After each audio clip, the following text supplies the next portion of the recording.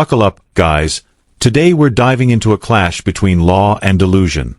Deputies arrive to serve an eviction, announcing their authority clearly.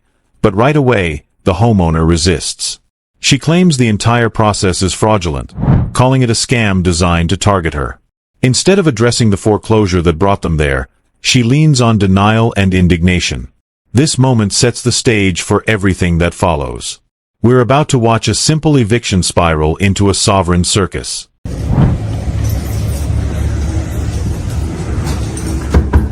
Sheriff's office, serve eviction!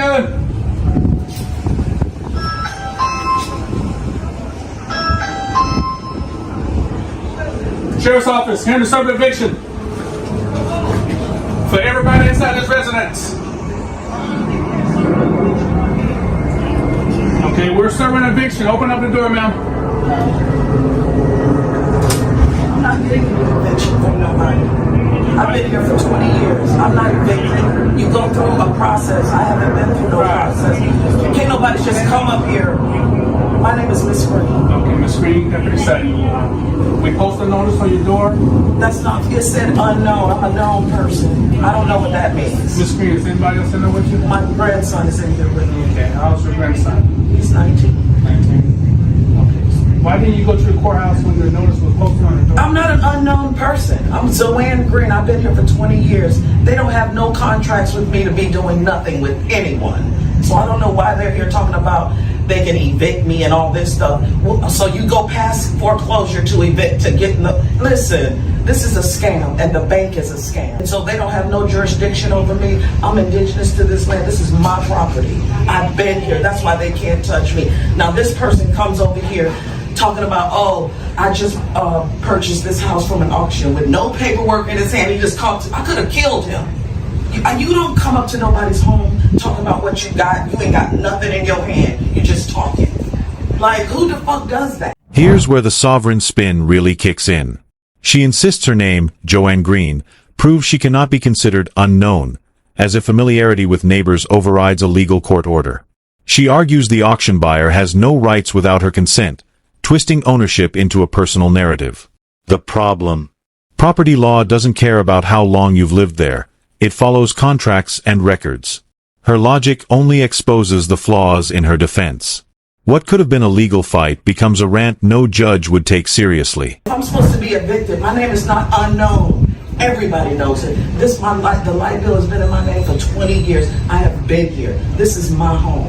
Okay, can't nobody buy somebody's home off from under them if they don't have no paperwork or no nothing. Okay, That's not right. So you can't evict me for nothing. Well, my question to you, Miss Green, why didn't you go to the courthouse? Because the papers say unknown. I'm not an unknown. If you have something, I've been, all my neighbors know me. I'm part of the neighborhood watch. Why is my name not on any paperwork? Explain that to me. I'm not unknown. I'm very known. So I don't know what kind of eviction you're doing, but it's illegal, and you can't evict I'm me. doing a court order, ma'am. Well, I don't know what court order. What name is it under? It's under 3718. That's not a name. That's an address. Let me explain to you, Miss Green, while I'm here. And the court order was signed by the judge saying to do the eviction. For who? I'm just explaining to you. Go ahead. It's for the property. No, you can't evict. Really? tell me So you no, think you want can me to come read it? here and evict somebody off of a property and you don't even have their name? Okay. It doesn't require me to have a name. You want to read this portion? Are you fucking serious too? Yes, ma'am. I'm going to let you read this. I don't need to read none of that. I don't want to read it. It don't have nothing to do with me. It has to do with this property. It says This is my property under my name. You don't even have a name on there. the screen. So I'm not leaving my property. The sheriff calmly explains the order applies to everyone in the home, but she refuses to accept it. She demands a signed name on the paper, ignoring that the law applies to the property, not her personal interpretation. She boldly declares, "This has nothing to do with me," trying to distance herself from the eviction entirely. This is sovereign citizenship in action. Pretend legal reality doesn't count if you don't like it. The deputies remain steady, but her escalating tone shows the clash is far from over. State of Florida, which we're in, to the Orange County Sheriff's Office, which county we're in, So you're gonna throw me out of my house right now? I have no choice, man. This is what the court says, yes. Y'all are come throw all my shit out there. Since you're gonna do that to, to an indigenous person of this land, so you go do it. All persons. You're not removing me from my property. So you about to take me out of here? How? Voluntarily, preferably. You listen. I'm telling you, you're not removing me out of my property. Okay. I'm not leaving. So. Okay. We don't want to take you to jail, sir. Really? You? Right. This is pathetic. Y'all are something else. And God will deal with you. God will deal with you. Okay. I'm not leaving my house. This is my property. You walk up here with a guy. What is he doing? Who is that white man coming up here trying to take black people's homes? No, you walked up here with a guy with no name on no paper. We keep one certain. There's no name on that paper. You think you can throw me out of my house? That is against the law. I'm sorry. You can't. All right, sir. You gotta leave, man. You got a court order to move off. I gotta leave.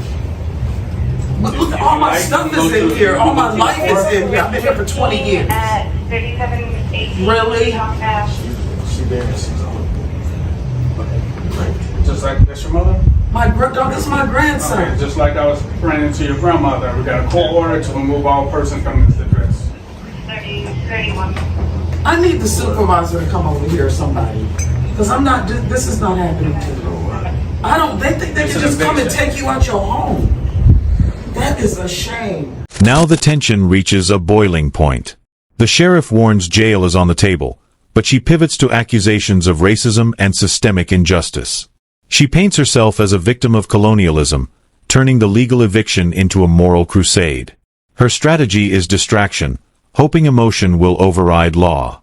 Yet the deputies remain firm, repeating the judge's authority and their obligation. This part makes it clear, the more she resists with ideology, the more inevitable her removal becomes. The standoff is sharpening. Somebody over y'all. Okay, so that's what we're doing right now. You can't evict them. They don't even have my name on their paperwork. They just want to throw me up out of here. And that guy over there did it. He went and got them. With no paperwork, just come to your house. Y'all do that to black people all day long. He got some paperwork with nobody's name on it.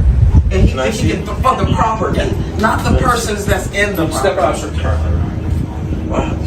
You can step out there. Yeah, you're not in trouble. I'm scared of these people. So step out. Okay. And I don't even know why you're showing it to him. I'm the grown person. You didn't want to look at it, man. I don't need that. My name ain't on it. He's in the door, right? Yeah, but my name ain't on it. We're in the state of Florida, right? You don't even have his I work glasses for the on. Orange County Sheriff's Office. You are commanded to remove all persons from 3718 I Freakout can't believe Avenue this. I'm and put really appalled this right company now. in possession of the property. This is a shame. So I don't know where they think I'm gonna go. I don't have no place to go. I'm gonna sit here on this damn porch. To remove the person out the house? Remove all persons. That's a shame. So your best interest is to gather your belongings because we're I don't have nowhere to go. Here we see the consequences of her choices laid bare. Commentary points out how 2 decades of equity evaporated because she refused to act responsibly. She could have shown up in court, filed motions, or sought help, but she bet everything on sovereign jargon.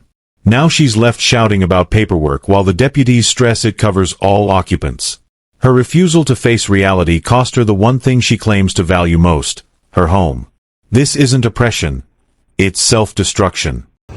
You can go to the court and try to fight this. Really? But I need to get out of my house I can't first. stop this eviction. That is a shame. And look at you.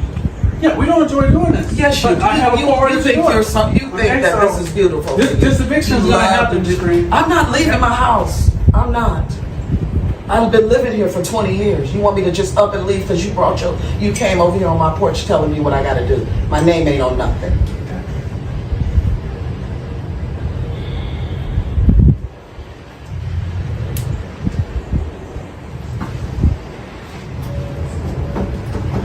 So you gonna take me to jail?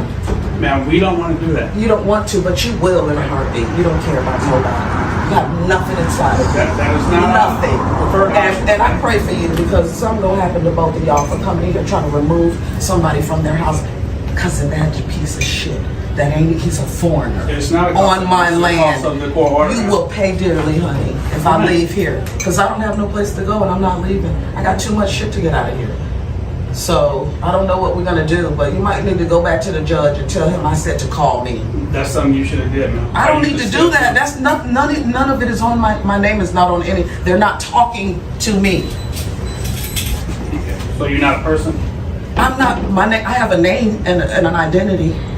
but you are a person, right? It doesn't say person. It says, it needs to say the person that has been here, the light bill is in my name for So that's 20 something years. you have to talk to the court about. I don't need to talk to no court. I'm indigenous. This is my land. This section is pure desperation. She insists she has nowhere to go, accuses officers of cruelty, and even prays for divine punishment against them. Her sovereign rhetoric peaks as she declares her indigenous identity as a shield, ignoring that courts already offered her remedies she rejected. By refusing to attend, she lost every chance at rent relief or extra time. Her stubbornness now leaves her cornered, clinging to fantasy while the officers stay calm. It's painful to watch belief clash with reality so brutally. Well, we got a bit of a situation. Bought this house at the auction. She's claiming it's sovereign property. We had to go through the eviction process. She's called me many names. Looks like she has requested all the officers' names and badge numbers, and they are writing this information down. Yeah, she's asked for all their badge numbers and names. I guess she can file a complaint. She could have showed up for court, by the way, but her reason for not going to the court date was she has a name. Her name is not unknown. She's going back to the door to do something. She unlocked the door, went back in for some reason, don't know why. The police officers are going in with them. They have a car. And for the record, it is a BMW. Finally, the meltdown ends and reality takes over. The actual homeowner calmly explains he purchased the house legally, endured insults, and relied on due process. The contrast is striking. On one side, paperwork and the rule of law. On the other, conspiracy theories and denial. Her cries about sovereignty mean nothing when faced with an enforceable court order. And the closing jab about her BMW likely being repossessed sums it all up. Fantasy can't erase accountability. Don't forget to like this video, subscribe to the channel, and we'll see you in the next one.